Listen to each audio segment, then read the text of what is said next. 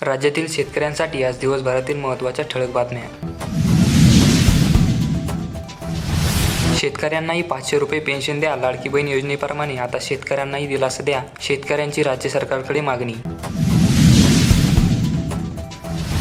काँग्रेसला लागलेले ग्रहण संपेना. हिंगोलीत आमदार डॉ. पद्मा यांनी घेतली काँग्रेस व बूथ समितीची बैठक. राज्यात पावसाचा जोर कायम. पुणे साताऱ्याला आज ऑरेंज अलर्ट. नाशिकमध्ये गोदावरी नदीला पूर. गंगापूर धरण भरले 80%. नदीकाठच्या गावाला सतर्कतेचा इशारा. अतिवृष्टीच्या पार्श्वभूमीवर सतर्क रहा. मुख्यमंत्री शिंदे यांचे प्रशासनाला निर्देश. सैन्य दलाची मदत घेण्याच्या सूचना. पावसामुळे जालन्यात रस्त्याची चाळण. रस्त्यावर झाले 10 फुटाचे खड्डे. वाहन सोडा, पायी चालणेही कठीण. एकेरी भाषा महाराष्ट्राच्या सभ्यतेला न शोभणारी. विरोधकांनी उपमुख्यमंत्री देवेंद्र फडणवीस यांचे पुस्तक वाचावे. माधव भंडारी यांचा उपरोधित टोला. ठाकरेंवर केली टीका. चोवीस पिकांची खरेदी MSP वर करणार. हरियाणाचे मुख्यमंत्री नायब सिंग सैनी यांची शेतकऱ्यांना मोठी भेट. पोलिसांच्या घरासाठी प्रस्ताव पाठवा. मुख्यमंत्री एकनाथ शिंदे यांचे निर्देश. राज ठाकरे यांची मुख्यमंत्र्यांसोबत बैठक. देवेंद्र फडणवीसांनीच वाजेकडून पत्र लिहून घेतले असावे. ठाकरे गटाच्या नेत्या सुषमा अंधारे यांची प्रतिक्रिया. महाराष्ट्रात खड्ड्यांचे साम्राज्य. विरोधी पक्षनेते विजय वडेट्टीवार यांचा आरोप. मुलांसाठी ठाकरेंनी दिशा सालियन योजना राबवली. माजी आमदार किरण पावसकर यांची पत्रकार परिषदेत टीका.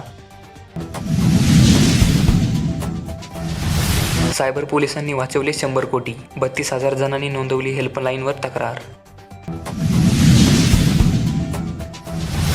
तब्बल 36 वर्ष लोटूनही नुकसान भरपाई नाही. म्हाडा प्रशासनाच्या निष्क्रियतेवर उच्च न्यायालयाचे ताशेरे. नियमांना सर्रासपणे दिली बगल. भारताकडून ब्रिटनचे शूट आऊट. पॅरिस ऑलिम्पिकच्या उपांत्य फेरीत धडक. पदकापासून एक विजय दूर. OBC आरक्षणाला 100% धोका. मराठा कुणबी सोडून इतरांना मतदान करा. आंबेडकरांचे आवाहन. परीक्षा घोटाळे थांबवा. रोजगार नोकऱ्या द्या. अकोल्याच्या UPSC करणाऱ्या तरुणीचा गळफास सुसाईड नोट लिहून. दिल्लीत उचलले टोकाचे पाऊल. पुराचा फटका. यंत्रणा सज्ज. बचाव कार्य सुरू. पुणे, नाशिक, साताऱ्यासह ठिकठिकाणी मुसळधारेने नागरिकांची कोंडी. अनेक भागात वाहतूक विस्कळीत.